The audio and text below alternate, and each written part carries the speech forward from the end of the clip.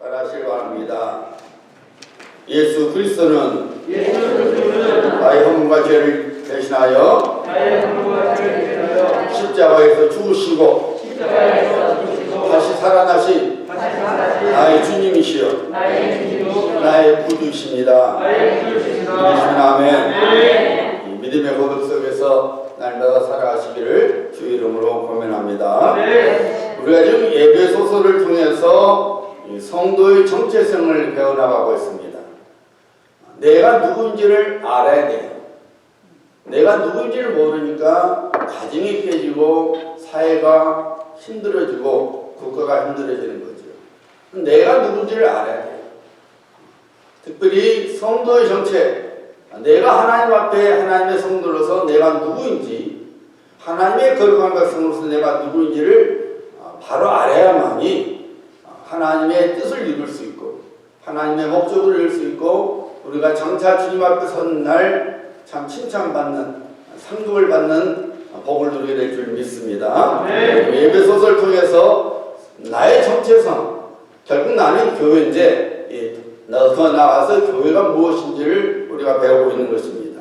지금 사도 바울은 성령의 감동 속에서 하나님께서 그리스도 안에서 구원받은 우리들에게 신령한 복들을 주셨는데 첫 번째 신령한 복이 뭐라고 했어요? 하나님께서 우리를 택해 주셨다는 것입니다. 창세전부터 우리를 하나님의 거룩한 백성이 될 수 있도록 성도가 될 수 있도록 택해 주셨다는 것입니다. 이건 하나님의 사역이죠. 그래서 우리가 받은 신령한 복이 뭐냐? 하나님께서 나를 하나님의 거룩한 백성으로 거룩한 자녀로 택해 주셨다는 거예요.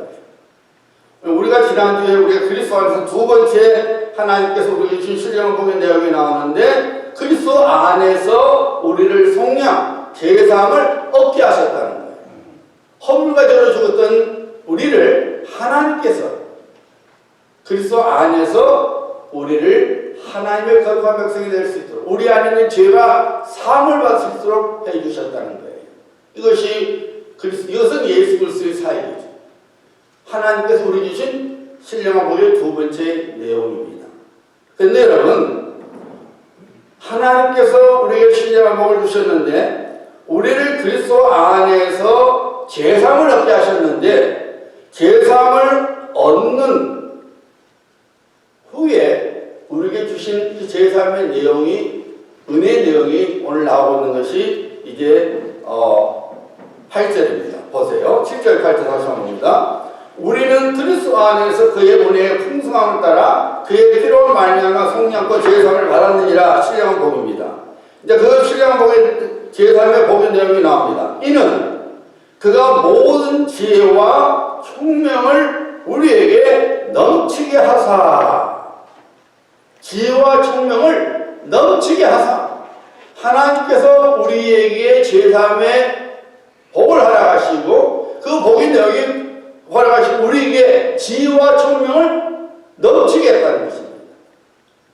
여러분, 지혜라는 것이 뭐예요? 지혜라는 건 뭐냐면은 인생의 궁극적인 문제에 대한 깨달음이에요. 이것을 어느 신학자는 우리 하나님의 백성은 어떻게 해석해야 되냐면은 하나님의 관점으로 내 인생을 바라보는 능력을 말합니다. 세상의 관점으로 내 인생을 바라보는 것이 아니라 하나님의 관점에서 내 인생을 바라보는 능력인데 우리는 뭡니까? 왜 하나님께서 나를 택해 주셨을까? 왜 하나님께서 나를 그리스도 안에서 하나님의 자녀로 삼아 주셨을까? 왜 하나님께서 나를 이곳 멀리 누빌까지 불러주셨을까? 왜 하나님께서 나를 누빌 말까지 지체가 되게 하셨을까? 그 하나님의 부르심의 뜻과 목적을 깨달을 수 있는 능력이 지혜라고 말이에요. 내 관점이 아니라 하나님의 관점에서 내 인생을 바라보는 능력이 지혜입니다. 하나님께서 이 지혜를 우리에게 주셨다는 것입니다. 총명은 뭐냐? 인생의 현실적이고 실제적인 문제에 대한 깨달음이에요. 이것은 무슨 말이냐면 내게 주어진 상황에서 올바른 행동을 취하게 하는 분별력이나 통찰력을 말합니다. 내가 어떤 삶의 현장에 있었을 때에 하나님의 거룩한 백성으로서 하나님 주신 지혜를 가지고 이 상황 속에서, 이 환경 속에서 내가 어떻게 하면 하나님의 뜻을 이룰 수 있을까? 하나님의 선한 일을 행할 수 있을까? 올바른 행동을 취하게 하게 하는 분별력 혹은 통찰력을 총명이라고 말합니다. 필라델피아에서 목회하시고 지금은 은퇴하신 목사님이 이런 간증을 하셨어요. 본인이 1970년 그리고 80년대에 목회를 하셨는데 그 당시 필라델피아에서 이 치안 부실 지역에 있는 사업장이나 또 그런 지역에 사는 가정에 건축 강도 사건이 참 많았답니다. 그분이 섬기는 교회 성도들만 해도 7가지의 견인을 당했는데 4명의 성도 중에는 7가지를 당했는데 4명의 성도는 살았대. 근데 그 살아난 4명의 성도 중에는 5발을 맞은 사람도 있어요. 총을 5발 맞은데도 산 거예요. 참 기적이죠. 근데 3명은 죽었어요. 그러니까 그분이 우리 한국 사람들은 부지런하잖아요. 그러니까 치안 부실 여기든 안전한 지역이든 안전 주거장에 내가 사업을 해야 되니까 그냥 생명 걸고 하는 거잖아요. 건축사가 많으니까 근데 목사님이 신방을 가야 되는 거잖아요. 왜? 어떤 일을 벌일지 모르니까 가는 거예요. 심지어 친구 집에 친구 생업터에 갔다가 총 맞아 죽은 일들이 비일비재는 거예요. 이 목사님과 사모님이 치안부실 사업장에 갈 때마다 얼마나 마음이 그리겠어요. 오늘 우리가 신방을 가서 안전하게 돌아올 수 있을까? 이 목사님은 가실 때마다, 사모님 가실 때마다 신방 가기 할 때마다 차 안에서 찬송가를 부르는데 우리 1절만 한번 부르십시다. 찬송가 549장.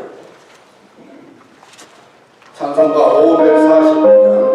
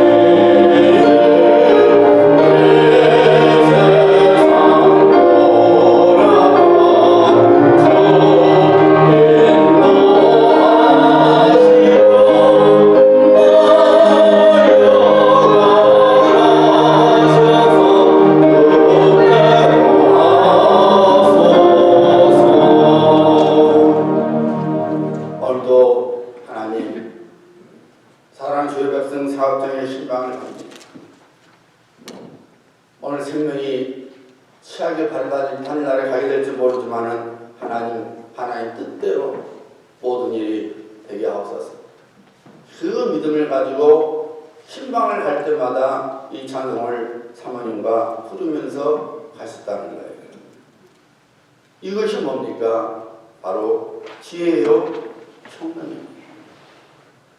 사실 이 내 주여 뜻대로 이 찬송시를 지으신 분은 벤자민 시몰크 독일에서 목회하신 목사님이십니다. 하루는 이 목사님과 사모님이 전도 신방을 갔다가 마치고 집에 오니까 사택이 불이 나버렸어요. 그런데 문제는 그 안에 어린 2 아들이 있었는데 2 아들 다 불에 다 죽어버린 겁니다. 얼마나 기가 막혔겠습니까? 타버린 2 아들의 시신 앞에서 이 벤자민 시몰크 목사님이 대성통곡을 합니다. 하나님, 어떻게 이럴 수가 있습니까? 어떻게 이럴 수가 있습니까?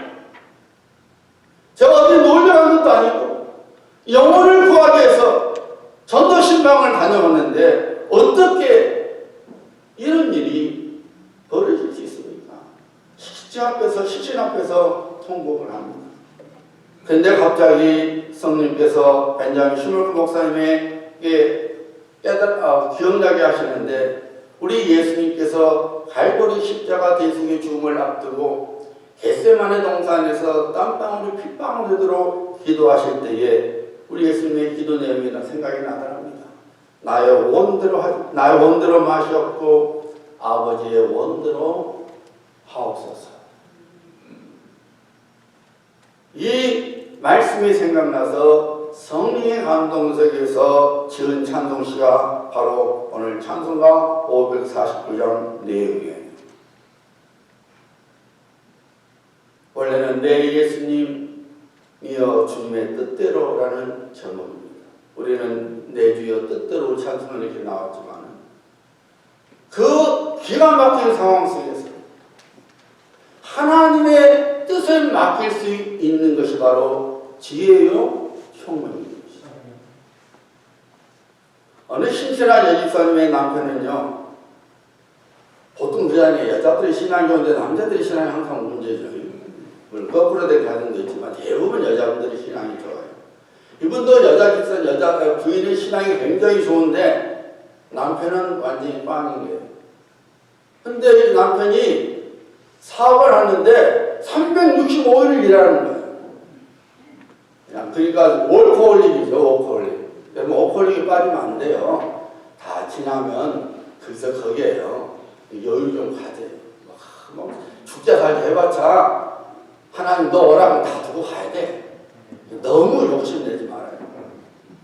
어쨌든 사람은 365일을 일해요. 그리고 교회 갈 시간이 어디가 있어요? 신앙생활 못하죠. 그냥 아내는 남편에서 기도하는 거죠. 그런데 어느 날 갑자기 이 남편이 50대 중반에 덜컥 과로로 쓰러졌어요. 병원에 입원했어요. 놀랍게도 의사가 당신은 3일뿐이 못 삽니다고 진 내려준 거예요. 기가 막힌 거죠. 열심히 살아왔는데 이제 누려야 되는데 3일뿐이 못 산다 그러니까 기가 막힌 거죠. 그때서야 내가 인생을 헛살았구나. 내 아내가 그토록 믿으라고 했던 예수님을 내가 믿어야 되는구나. 그때서 예수님을 믿기 시작했어요. 근데 3일뿐이 못 산다 그러니까 그래서 어서 들은 건 있으니까 목사님 내가 죽기 전에 세례를 받고 싶습니다. 근데 여러분 곧 죽어간 사람 병실에 누운 사람에게 교리가 이렇군 저렇군 할 수 없잖아요. 그렇잖아요. 물론 그렇다고 아무 때나 세례를 줄 수 없지만은 교육을 시켜야 되는데 그때서 와서 아픈 사람한테 막 몇 시간 가서 뭘 가르치겠어요. 할 수는 없죠. 그래서 목사님이 물었대요. 당신 예수 그리스도를 개인의 구세주라고 믿습니까? 이거 구원의 확신이 있어야 세례를 주는 거니까. 그러니까 그분이 그러더래요. 목사님, 하나님께서 저를 살려주시면요, 제가 주님을 위해 살고요, 죽으면 천국 가죠. 목사님 보니까 구원의 확신이 하는 거예요. 그래서 세례를 병실에서 베풀었어요. 그런데 3일만 산다고 그랬는데 이분이 3년을 더 살았어요. 하나님께서 3년을 연장을 더 시키는데 그 3년 동안에 이분이 하신 일이 사업장에서 한 것이 아니라 노방전도, 축포 전도 등등으로 하나님을 섬기다가 자기가 전도한 사람이 장로교였던 것 같아요. 학습세를 받고 하나님의 품에 안겼다는 거예요. 이전에는 물질이 전부인 줄 알고 365일 하루도 빠짐없이 일만 하다가 내가 그런 존재가 아니구나. 내 삶 속에서 내가 하나님을 섬기는 존재구나. 비록 짧은 3년이지만은 그 3년은 그가 50 중반에 되도록 살았던 삶보다 훨씬 귀한 삶이죠. 지혜와 총명이죠.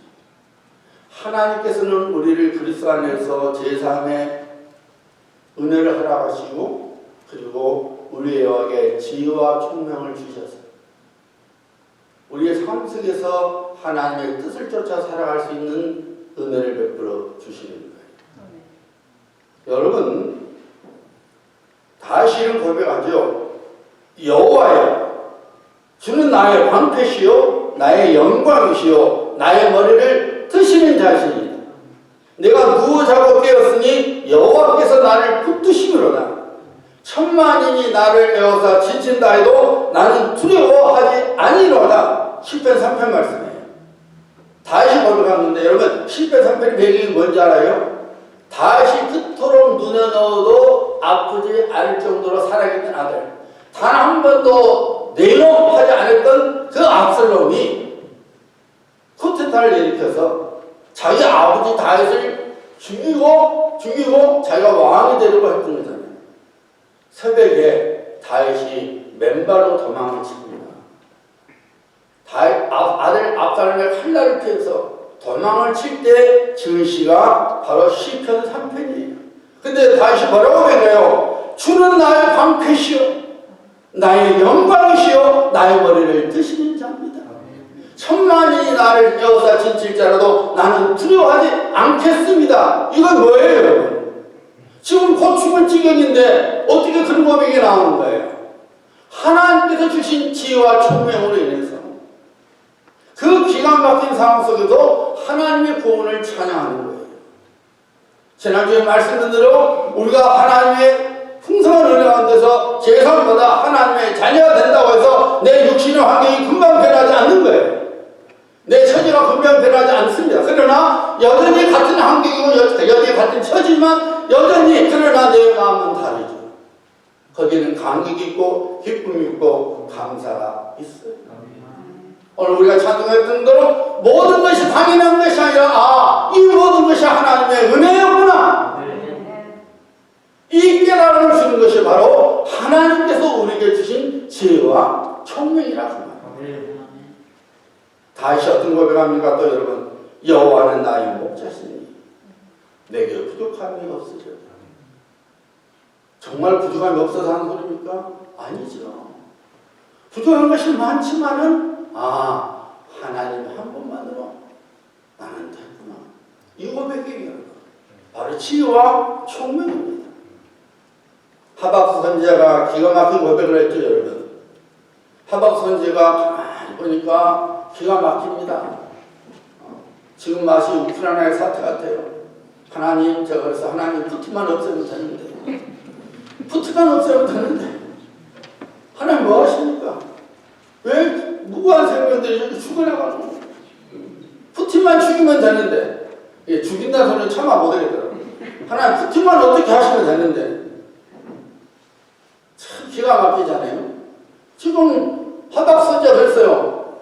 그냥 보니까 하나님 몰라는 자들이 떵떵거리고 잘 살고 하나님을 믿는 사람들이 막 누며 사는 거예요. 그러니까 하나님한테 부르죠. 하나님 이거 뭡니까 이거? 왜 하나님을 경외한 자들이 이렇게 어려움을 당하고 하나님을 무시한 자들이 이렇게 떵떵거리고 삽니까? 하나님 뭐라고 했어요? 야야야 걱정 마라. 기다려라. 조금만 있으면은 내가 바벨론을 몽둥이 삼아갖고 저것들 내가 다 죽여버릴 거다. 가면 안 돼. 내가 다 혼내줄 거야. 그러니까 다 하박국 선지자도 뭐라 그래요? 에이 하나님 그래도 그렇지 어떻게 이방 민족을 들어서 하나님 민족을 치하하십니까? 우리 심정이잖아요. 이해를 못하니까 도대체 하나님 무슨 뜻입니까 이거? 우리는 모르죠. 그렇잖아요. 하나님께서 푸틴만 딱 손가락 딱 튕기면 그거 죽는 건데 그럼 우크라이나 사태 끝나는데 왜 이렇게 놔두실까? 우리는 모르죠. 근데 나중에 하박국을 깨닫게 된 게 이렇게 나오죠. 우리가 늘 부르는 봉숭이잖아요. 비록 무화과나무가 무성하지 못하면 포도나무에 열매가 없으며 감람나무에 소출이 없으며 밭에 먹을 것이 없으며 우리의 양이 없으며 애양간에 소가 없을지라도 이거 뭡니까 여러분? 완전 거지잖아요. 아무도 없잖아요. 근데 뭐라 그래요? 나는 여호와로 말미암아 즐거워한다. 나의 구원의 하나님으로 말미암아 기뻐하리로다. 아멘. 어떻게 여러분 무화과나무 무성치 못하고 우리의 양이 없고 애양간에 소가 없고 밭에 소출이 없고 감람나무 소출이 없는데 어떻게 기뻐할 수 있는 거예요 여러분? 하나님이 나의 구원자시니 나를 반드시 건져내리라. 지금은 내가 이렇게 형편이 없어도 하나님께서 나를 이렇게 세워주시리라. 그 그 지혜와 총명이 하나님께서 주시니까 외부적인 환경에 상관없이 나는 여호와로 말미암아 즐거워하며 나의 구원의 하나님으로 말미암아 기뻐하겠더라고는 고백이 나오는 거예요. 이것이 바로 하나님께서 우리에게 주신 지혜와 총명을 통해서 이루어지는 고백이 되는 거예요. 우리의 신령이 되는 것입니다. 이것이 바로 하나님께서 제3의 신령복을 우리에게 주신 내용인 거예요. 그래서 잠언서 4장 7절을 보면은 지혜가 제일이니 지혜를 얻으라. 내가 그 모든 것을 가지고 명철을 얻을지니라. 지혜가 제일이니까 그 지혜를 네가 얻고 내가 그 모든 것을 가지고 이건 뭐냐면 네가 갖고 있는 모든 돈을 다 쓰더라도 총명을 얻으라고 권면하고 명령하고 있는 거예요. 왜요? 지혜와 총명이 있어야만이 우리가 환경에 지지 않냐고 상황에 지지 않냐고 하나님의 거룩한 백성으로서 하나님의 구원을 바라보며 결국 하나님 구원 속에 들어가게 되니까 그 지혜와 총명을 구해라 명령하고 있는 것입니다. 그럼 여러분 보세요.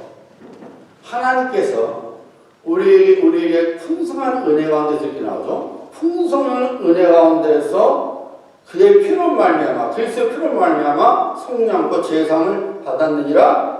이는 그가 모든 지혜와 총명을 우리에게 넘치게 하사 그랬죠. 이 말씀을 보면 여러분 무슨 말이냐면 이렇게 하면 이해가 쉬워요. 하나님께서 우리를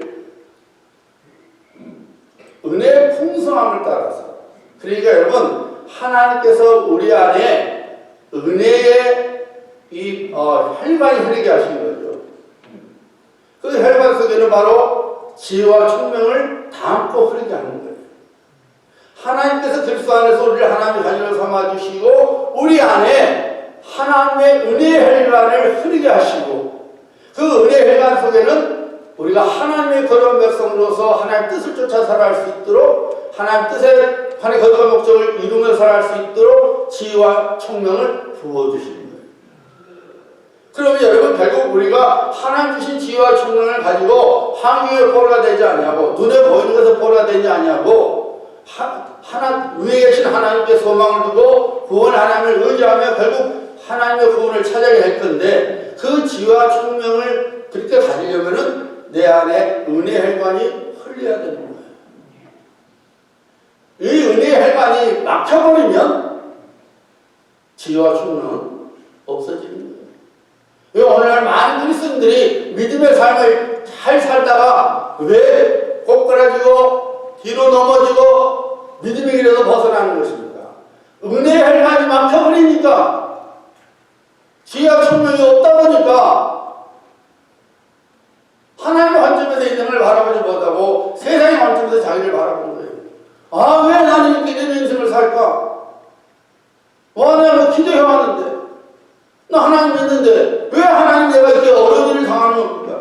왜 이렇게 기가 막힌 일을 당하는 겁니까? 하나님의 관점에서 인생을 바라보지 못하고 육신의 관점에서 세상의 관점에서 바라보니까 믿어도 소용이 없구나, 기도도 소용이 없구나, 예배드려도 소용이 없구나. 역시 세상에서 살 길이 찾아야 돼 하고 세상으로 들어가는 거예요. 왜 그래요? 은혜의 혈관이 막혀버리니까. 우리 몸의 혈관이 막혀버리면 여러분이 나이가 20대, 30대, 40대 소용없어요. 죽어요. 우리가 젊었을 때는 혈관이 쌩쌩하죠. 건강합니다. 피가 잘 통하니까. 웬만해서 피곤하지도 않아요. 이제 나이가 60 넘어가요. 혈관에가 더러운 것이 끼기 시작하거든요. 그러니까 피가 잘 안 통해요. 그러니까 조금만 해도 아이고 힘들다, 아이고 힘들어 이런 거예요. 왜요? 이 혈관이 잘 통해서 피가 잘 통해서 막 선수가 공급이 돼야지 막 몸에 에너지가 생겨서 막 움직일 텐데 혈관이 자꾸 두꺼워지니까 피가 잘 안 통하니까 선수가 공급이 안 되니까 조금만 해도 팩팩 걸리는 거예요. 우리가 여러분 정말 하나님 은혜 가운데서 할렐루야 할 때는 이 세상이 뭐가 무서워요? 없어도 할렐루야, 있으면 더 할렐루야 할 텐데 하는데 이거 참 여러분 일상생활에서 부딪히면서 살다 보면은 하나님의 은혜를 우리가 잃어버려요. 하나님의 은혜를 그냥 잊어버리는 거예요. 그러니까 할수록 세상이 힘든 거예요. 할수록 힘든 거예요. 그런데다가 여러분, 사도 바울이 말했죠. 귀신이 주는 은혜도 있다고 그랬어요. 자, 야고보서 3장입니다. 사도 바울의 야고보가 여보세요. 너희 중에 지혜와 총명이 있는 자가 누구냐? 그는 선행으로 말미암아 지혜와 온유함으로 그 행함을 보일지니라. 그러나 너희 마음속에 독한 시기와 다툼이 있으면 자랑하지 말라. 진리를 거슬려 거짓말하지 말라. 이런 지혜는 위로부터 내려오는 것이 아니요 땅의 것이요 종의 것이니 귀신의 것이라. 그러니까 하나님의 백성이 온유함으로, 관용함으로, 화풍함으로, 긍휼함으로 선한 열매를 맺으며 살아가는데 마귀가 주는 시기와 다툼으로 내 신앙이 무너지고 내 가정을 힘들게 하고 내 주변의 사람을 힘들게 하고 교회를 힘들게 하는 거예요. 여러분, 트럼프가 푸틴을 뭐라고 들어요? 난 트럼프 걔는 정상이 아닌가. 걔라면 좀 이상하지만은 걔라 말해도 돼. 걔는 그 사람은 나이만 먹었지 지능이 있으면 어린아이 있었지. 푸틴이 천재야. 아무리 자기 정적 바이든이 미워도 그랬지 푸틴이 무슨 지니어스 천재래요. 뭐 틀린 말은 아니지. 멍청해갖고는 그 우크라이나 침공을 못하죠. 계획을 쫙 짜놓고 빵 터뜨리잖아요. 보통 머리가 안 오는 거 아니에요. 머리가 굉장히 좋은 사람이죠. 근데 여러분, 그런 지혜는 어떤 지혜입니까, 여러분? 오늘 야고보가 말하는 귀신 주는 지혜라고 말해요. 다툼을 가지고, 혼돈을 가지고. 여러분, 하나님의 백성은 하나님 주신 지혜와 총명으로 살아가야 됩니다. 그러려면 내 속에, 내 신앙 속에 하나님의 은혜의 혈관이 막히지 말아야 됩니다. 내 은혜의 혈관이 건강해야 돼요. 늘 하나님의 은혜를 인정하고 그 은혜를 사모하고 그 은혜를 붙들고 살아가야 된다고 말합니다.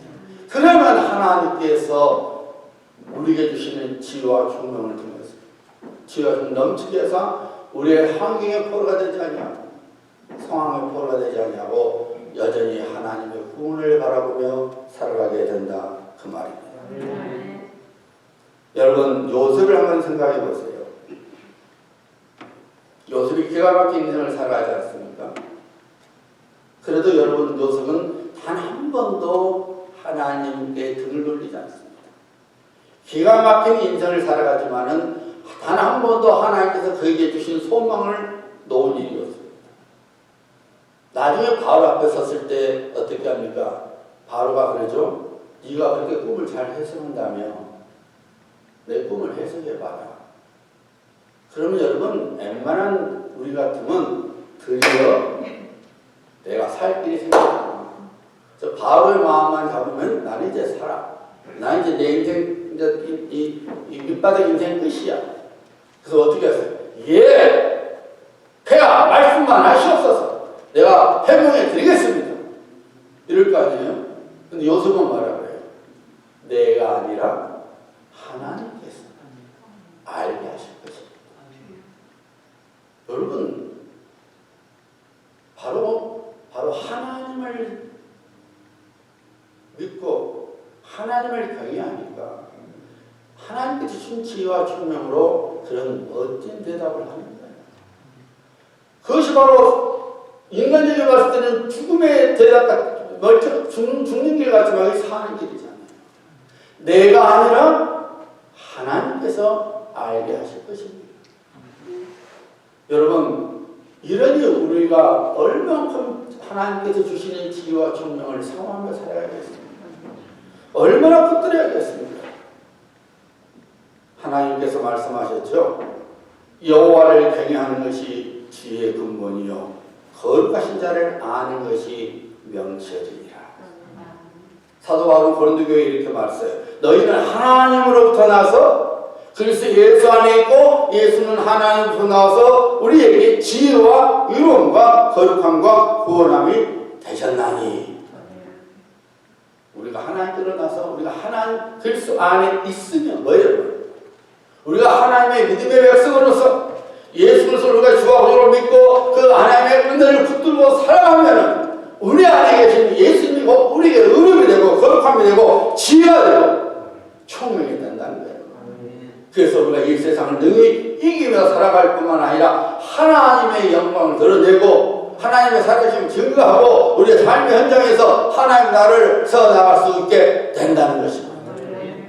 사랑하는 성도님들, 지혜와 총명을 사모하시기 바랍니다. 누가 그 지혜와 총명을 갖게 되는 겁니까? 그리스도 안에 살아가는지.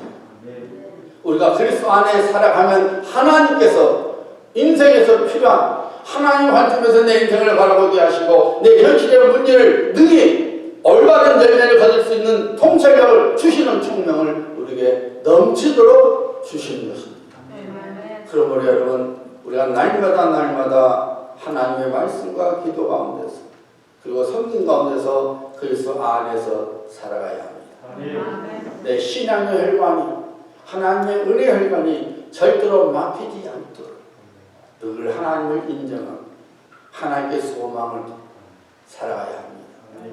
여전히 우리 육신의 상황 문제가 있습니다. 아픔이 있습니다. 걸림돌이 있습니다. 그러나 하박국이 깨달은 것처럼 내 밭에서 소출이 없고 관나무 소출이 없고 외양간에 소가 없고 우리의 양이 없고 이것 보면 안 됩니다. 이 모든 것을 뛰어넘어서 결국은 모든 것을 합력하여 선을 이루시는 하나님께 소망을 두고 그 하나님을 믿고 살아가야 합니다. 우리 눈을 위에다 두고 살아가면 우리 소망의 구원자 되신 하나님께서 지혜와 총명을 주셔서 우리 육신의 환경, 삶의 문제도 능히 이기게 하실 뿐만 아니라 결국 하나님의 구원의 자리에 하나님이 약속하신 복의 자리에 우리를 불러세워 주시는 것입니다. 이런 성도님들의 시기를 예수님의 이름으로 축복합니다.